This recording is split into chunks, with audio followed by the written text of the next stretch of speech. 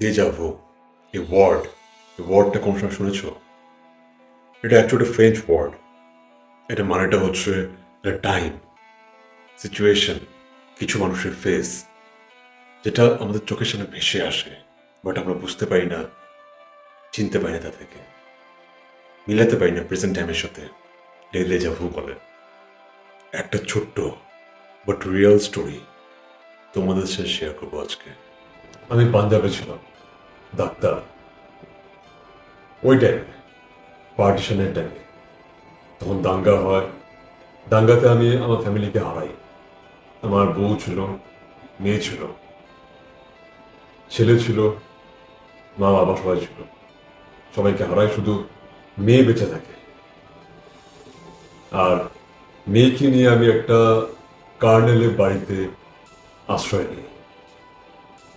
ওখানে শুধু কার্নেল ছিল আর কার্নেলের ওয়াইফ ছিল। ওরা আমাকে বাঁচায়, আর মেয়েকে বাঁচায়।